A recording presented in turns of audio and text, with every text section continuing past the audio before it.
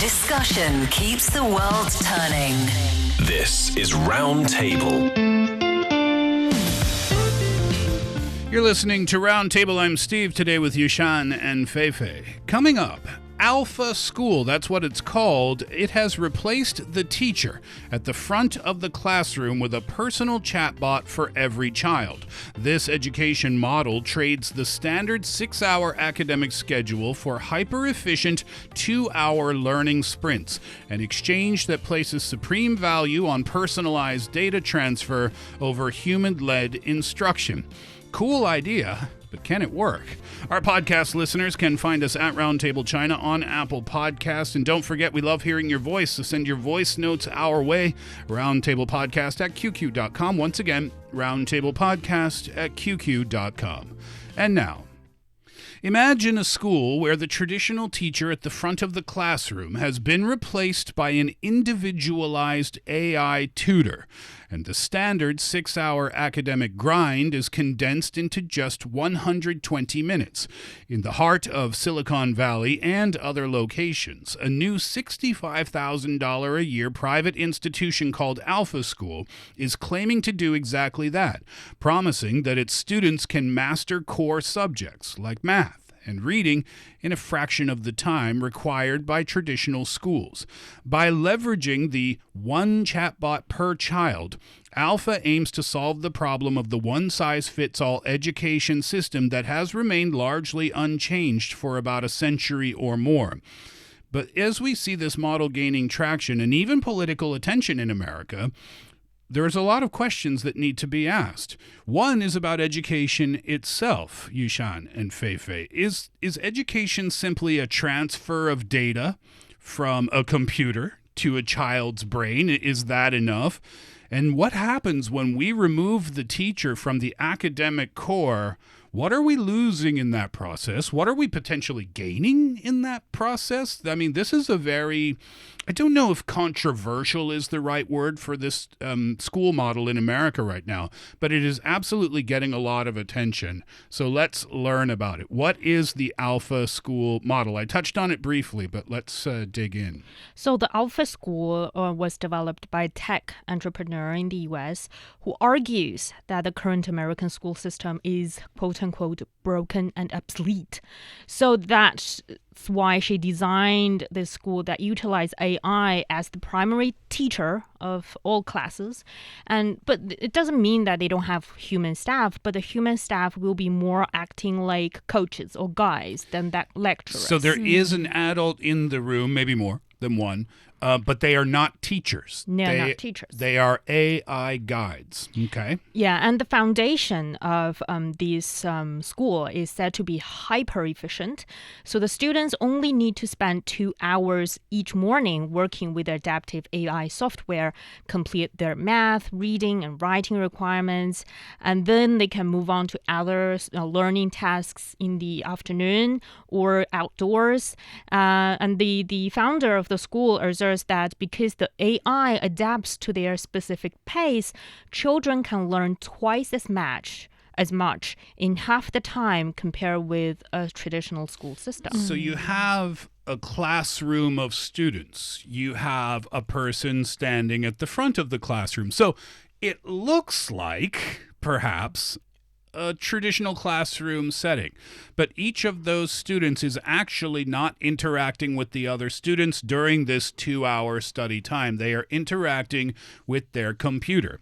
They are interacting with the avatar or the chatbot on the screen, and they are doing their own lessons. Now, when they're doing their own lessons, they are not all going at the same pace. So the two students next to each other, even though I'm pretty sure they're going to be in the same age group, might be at totally different levels. So that's what this means when we say this is individualized education. I understand all that, but one question. You said there's a teacher role standing at the front. No. That's, guide. That's an Guide. avatar. No, that's like a person. That's a person, That's not a person. not the computer. Yeah, that's a human being. But these people are not certified teachers. They are Okay. AI guides.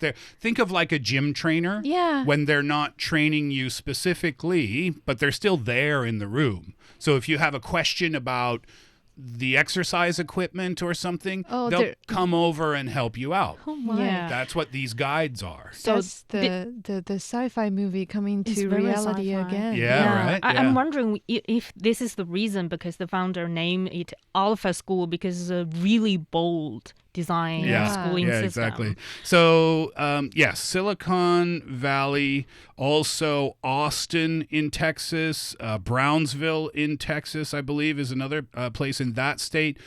Most recently, as far as I know, New York City, and in the city too, in Manhattan. I believe they've opened a center there as well.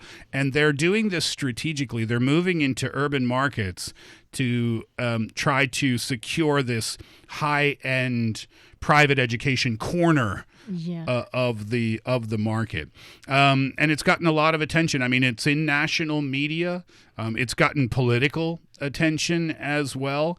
So a lot of people are looking at this model and wondering, can this actually work? But let's learn a little bit more. The AI, let's go to the computer specifically. So how does the AI system actually function? What's the user experience like for the student? I read that it's like playing a game because students, they don't interact with digital textbooks. They use a high definition gamified dashboard that's very similar to Minecraft. I'm a huge fan of Minecraft, and I can't imagine going to school using a Minecraft angle. They have like a skill tree. I don't know what other online video games use this kind of thing, but you know what I mean, right? So you get one skill. Hits a perk. Yeah, okay. But so you can't move up to the next level until you've already accomplished your goals at that current level. So that's what that skill tree idea means here. When they say it's like a video game, that's what they mean. But I think it's a sort of a video game with tests as well. It's like that they also have continuous testing that the students need to complete this level 100% until they can reach to the next level. So even for a small lesson, the AI will provide a check for understanding, and that is the tests. And the students even get one question wrong. They can't move up. Yeah, they can move up. Interesting. Yeah, so there's no traditional midterm exams or final exams. The testing is continuous. The testing is continuous because you can't go to the next level until you get 100% on the previous level. And then the AI, the avatar, and the avatars are different, by the way, depending on how old the student is. Yeah, they try to customize those apparently. Yeah. But if a student gets a question wrong, then the AI will kind of reroute the lesson and they'll explain the concept, not just explain the concept again. They'll explain the concept differently so that the student can try to grasp it in a different kind of way. And once they get all the answers correct, then they move up the skill tree. Then they move to the next level. And I guess another engine of this whole mechanism is that the students gets to learn, earn this alpha coins for staying in what they call the flow state. That means that they're deep focusing on the tasks, and then they pass mastery checks and earn the digital coins. So this is tracked on a live leaderboard visible to the entire room. I read about that, and I couldn't find a second or third source that verified that because I thought they put a leaderboard in the room. Yeah, and like you a see ranking. see your ranks and everything. Yeah, but I read about that, but I couldn't find a second or third source. And I also couldn't see video inside the classroom to see if there is an actual leaderboard there or not. But they do have the very obvious way of moving up the skill tree, and that's by getting all the answers right. And if they can't move up. Now, going back to the guides, they have what is called a heat map on their screen. So the guides at the front of the room have a heat map, and the heat map is for each student. And if the student's icon turns red, it means that they've been stuck for 5 minutes on the same spot in their program, or maybe their focus has drifted or something like that. That's going to be both cases with me with physics. Oh, for physics, it'd be stuck for a lot longer than 5 minutes. So in that scenario, then the guide goes to the student for what they call, this is such a hippie term, a micro intervention. Awesome. Okay. Now, that micro intervention is kind of like a motivational nudge or a clarifying question to get the student back into that AI loop. So they're not doing the teaching. The No. human is not doing the teaching themselves. Not at all. They're sort of asking, what are you doing? Or how are Everything you? okay? Yeah, or they're there to answer a question if they might have it, or to get them back on track, or things like that. I think the point here is that the room isn't empty with the students. There are adults there that are keeping them on track. Now, that's done in 2 hours. That's done within 120 minutes. The AI portion of the student's day is finished after that. But the students don't go home because their school day continues, but they're done with the math and reading and writing or whatever subjects. They're done with that study. What they do next is called life skills workshops. What's that about? That's intensive workshops that's specifically designed to teach practical and real-world abilities such as entrepreneurship, public speaking, and financial literacy. I found that really interesting because usually in public schools, if not private schools, those classes are not like available to everybody. You have to like choose it or really enroll it in part of the school's program in order for students to get to learn that. But apparently these alpha schools, they're also incorporating much more than what's usually covered in the schools for their students. And they also have these mastery sessions that includes hands-on tasks that I believe most traditional schools will ignore, like tasks like car maintenance, Wow. changing oil and tires, which I still don't know how to do that. A mechanics class, yeah. And like cooking and nutrition, and even first aid and CPR certification. So that these the goal for these tasks is really about living in the real world, learning about real life lessons. Car maintenance. Okay, let's just. I want to get through all this, and then I want to come back and talk about it. But let's just keep these things in mind as we go through. Yeah. Car maintenance, financial literacy. That could include everything from taxes, how to do your taxes, to investing. Cooking, nutrition, as you mentioned, I think. First aid, CPR certification. Okay, so those are some of the kind of life skills things that they work on. Then they've got something called masterpieces. Now this is different. This is like an expedition type thing of sorts. This is where the students take on these long-term projects.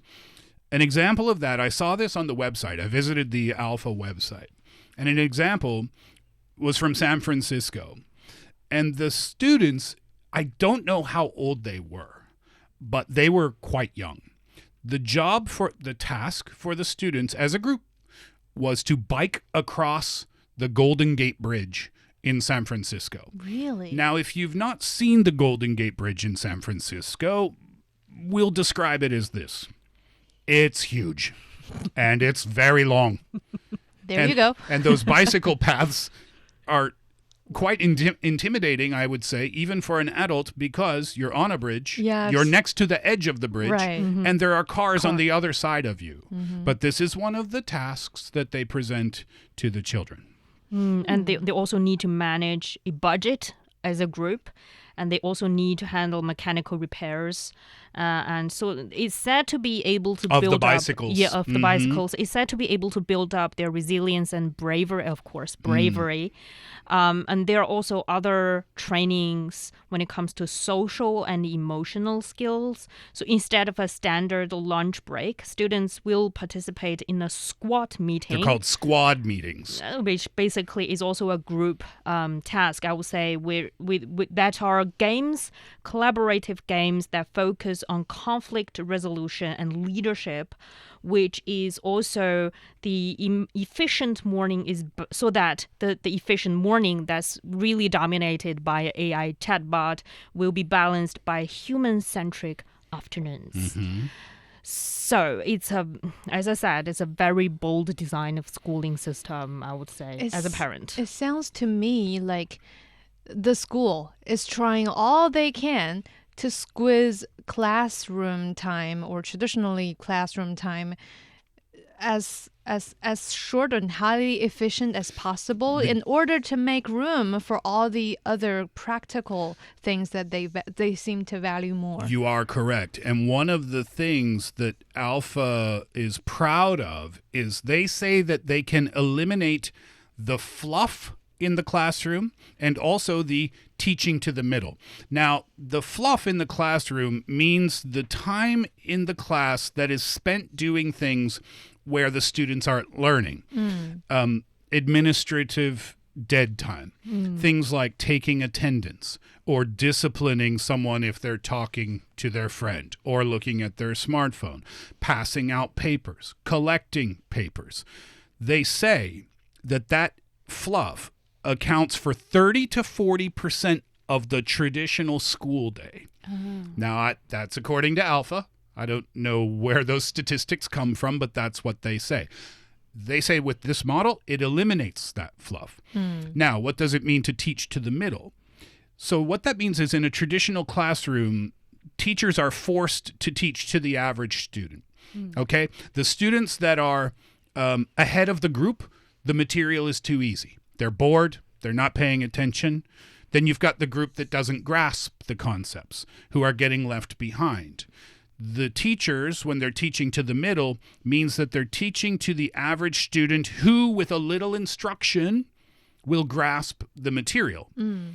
That means two groups, 2/3, if you will. I don't know how those statistics would work out.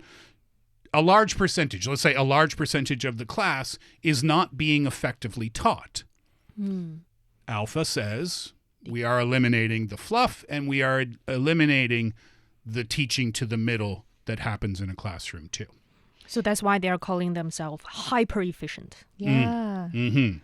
All right. I want to know if China has anything similar to this. I searched really hard. I can't find one example that's even close to Alpha in China. Simply because for both public and private schooling systems, they still think human teachers should be the central role in the classrooms. That's the thing. Yeah. The key word in our educational system, private or not, still remain that AI remains to be an assisting role. It helps the teachers to get faster with their scoring or like coming up with questions or exam for the students. It helps the students to learn faster, but it only helps. It doesn't dominate like the 2-hour thing with Alpha School.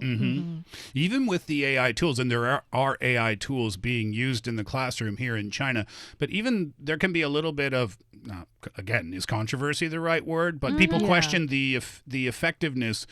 And one was about grading papers. Yeah, because in a lot of schools and classrooms, people are trying to incorporate AI as a marking tool, and that's really controversial. Simply because for the people who are sort of pro AI, they're saying that just like Alpha states that the AI tools can reduce the time on fluff tasks so that teacher can spend more time on creativity, critical thinking, student development.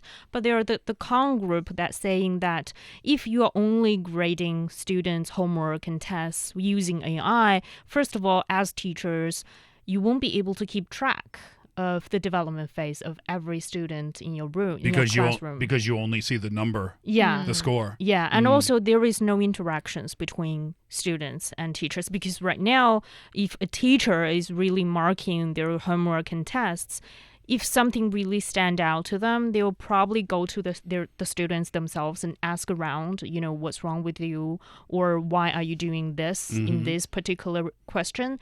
Or praise you for the very style you're demonstrating. Yeah. So this is the interaction between humans, teachers and students. But if only relying on AI as a marking tool, it eliminates that interactions. Right. Let's go back to Alpha. Do you think this is an experiment? This is a private school, right? They have various locations. This is not the American education system has changed. No, that's not happening, but it's getting attention, as I said. What do you think, Yushan? Do you support this kind of model? Do you think it can be successful? What problems might you see here? What I see that's the very good sides that I'm very much backing at this point is that how they save time for students' learning process and how it saves time for teachers, because they can then assign teachers for other important tasks that we don't really see very often, especially in depending on the countries. Here in China, we have first aid trainings, but it's limited to the school, and also that kind of leads to my concerns, that is eliminating the teaching role at that scale. Because in my opinion, teachers sort of are the only authoritative roles that a student are exposed to in their earlier ages. For many hours a day. For many hours a day outside of their family. And that's important for them because they get to learn the rules of the society from that kind of interactions with teachers. And also learn about how to respect, what are the boundaries, what's right, what's wrong between like classmate interactions and stuff. If we just draw all that out from their system, even just for like 2 hours a day, I wouldn't. Well, I guess 2 hours is okay as per how Alpha School is running, and that is expanding in various U.S. cities. But in the long term, I'm really uncertain of how that might turn out, like for the students as they grow up. You know, I'm a parent. I'm really, really skeptical about this kind of AI dominating the classrooms. Oh, why? Simply for one example, that the tool they're using, the AI tool, is highly gamified. Mm-hmm. And I have a problem with that, is that when it comes to study and learning, I think one thing is really important is that for students, they need to realize learning is a really difficult path. And you need to spend time, sometimes very repetitive. You need to spend a lot of time on these kind of repetitive tasks, like doing math problems, like remembering some of the ancient poems in Chinese literatures. It's painful. Yeah. It's painful. No one likes it. But that's how society would work. Right. You need to have this kind of resilience when it comes to these kind of really painful and dull tasks. Why couldn't an AI model teach you an ancient Chinese poem? Again, it's not about putting data into your brain. It doesn't work like that. Isn't it? Because many people might argue with our standardized test systems that we have, that's exactly what education has become. A data transfer from point A to point B.